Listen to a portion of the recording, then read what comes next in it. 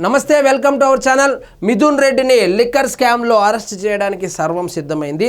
కానీ రేపొద్దున జగన్మోహన్ రెడ్డి గారు ప్రెస్ మీట్ పెట్టి మిథున్ రెడ్డి రాజంపేటకు ఎంపీ, వాళ్ళ నానేమో వేరే శాఖకు మంత్రి, వాళ్లకు ఎక్సైజ్ శాఖకు ఏం సంబంధం ఉంది, మిథున్ రెడ్డిని కావాలనే రాజకీయ కక్షలో భాగంగా అరెస్టు చేయబోతున్నారని చెబుతారు. కావాలంటే రాసి పెట్టుకోండి.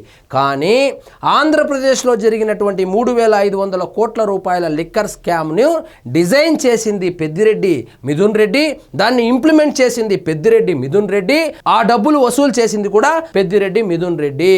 కానీ ఆ డబ్బులు ఎవరికి ఇచ్చాడు, అంతిమ లబ్ధిదారుడు ఎవడు అనేటువంటి విషయము కేవలము మిథున్ రెడ్డికి మాత్రమే తెలుసు.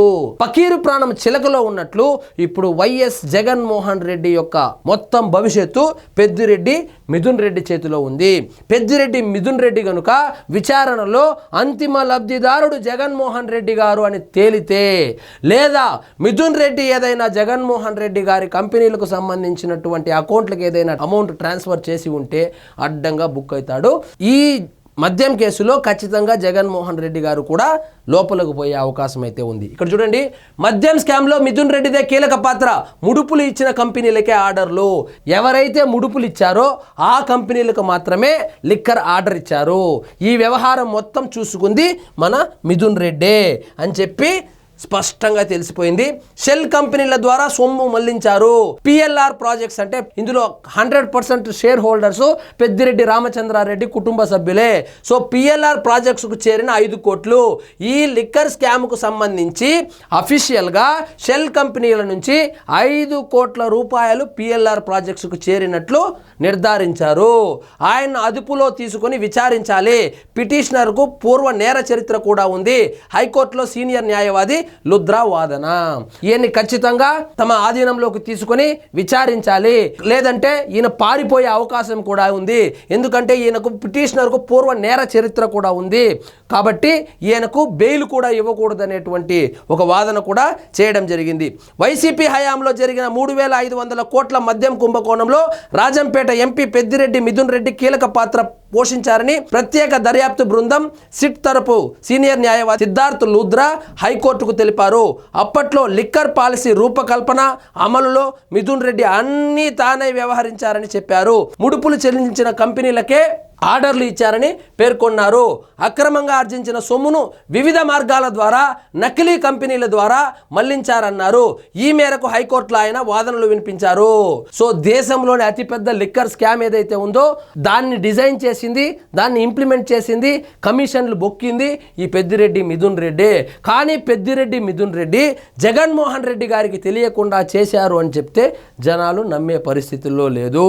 సో 3,500 కోట్ల రూపాయలు అయితే వసూలు చేశారు. ఇది పెద్ద స్కాము. దాదాపు 18,500 కోట్ల రూపాయలు అంటున్నారు.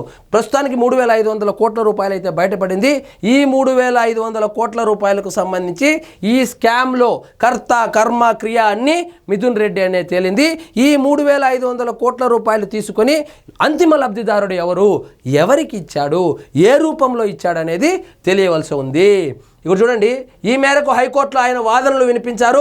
ప్రభుత్వ ఖజానాకు 3,500 కోట్లకు నష్టం చేశారు. మద్యం ముడుపుల ద్వారా వచ్చిన 5 కోట్ల సొమ్మును డికాట్ లాజిస్టిక్స్ నుంచి మిథున్ రెడ్డి కుటుంబ సభ్యులకు చెందిన పిఎల్ఆర్ ప్రాజెక్ట్స్కు చేరాయి. పిఎల్ఆర్ సంస్థలో 100% షేర్లు మిథున్ రెడ్డి కుటుంబ సభ్యులవే.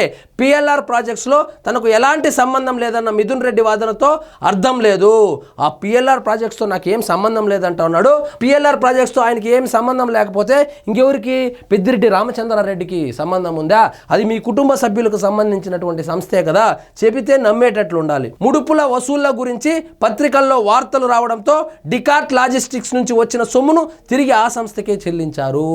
ఎప్పుడైతే 5 కోట్ల రూపాయలు పిఎల్ఆర్ సంస్థకు వచ్చిందని తెలిసిందో, ఏ సంస్థ నుంచి, డికాట్ లాజిస్టిక్స్ అనే సంస్థ నుంచి వచ్చిందని తెలిసిందో, ఇమీడియట్గా 5 కోట్ల రూపాయలను పిఎల్ఆర్ నుంచి తిప్పి పంపించేశారు. ఒకవేళ స్కామే జరగపోయింటే 5 కోట్ల రూపాయలను అనవసరంగా పిఎల్ఆర్ సంస్థ నుంచి ఆ డికాట్ లాజిస్టిక్స్ కు ఎందుకు వెనక్కి పంపారు?